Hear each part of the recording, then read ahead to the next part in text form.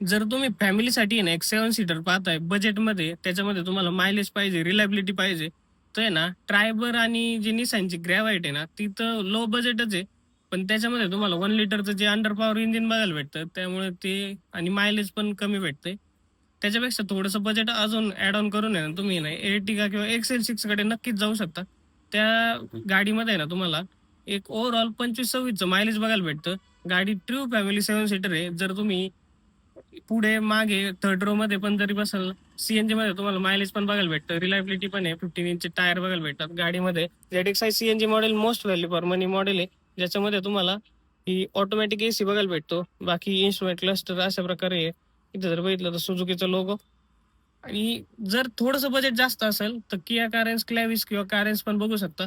पण जर बजेटमध्ये तुम्हाला आहे ना एक व्यवस्थित गाडी पाहिजे आणि XL6 आणि Ertiga मध्ये जर कन्फ्युजन असेल ना, तर बेसिकली Ertiga आहे ना ती टुरिस्ट मध्ये पण वापरली जाते, पण XL6 नाही वापरली जात. पण XL6 चा एक ड्रॉबॅक आहे, त्याच्यामध्ये तुम्हाला जर 7 सीट पाहिजे असतील तर ते भेटत नाही, कारण त्याच्यामध्ये तुम्हाला फक्त कॅप्टन सीट बघायला भेटतात. बाकी जर तुम्हाला कॅप्टन सीट हे कराल तर तुम्हाला रिअर मध्ये पण मिडल रोलला पण तोच कम्फर्ट भेटतो, पण 4 लोक तुमचे कम्फर्टेबल चालतील, 2 लोकांना थोडासा त्रास होईल. तेच जर तुम्ही Ertiga घेतली तर 5 लोक थोडेसे व्यवस्थित चालतात, 2 लोकांना ठीक आहे, म्हणजे अशा प्रकारच्या गोष्टी आहेत. तर त्याच्यामुळे तुम्ही गाडी घेताना तुम्हाला तुमच्या पर्पजनुसार गाडी घेऊ शकता.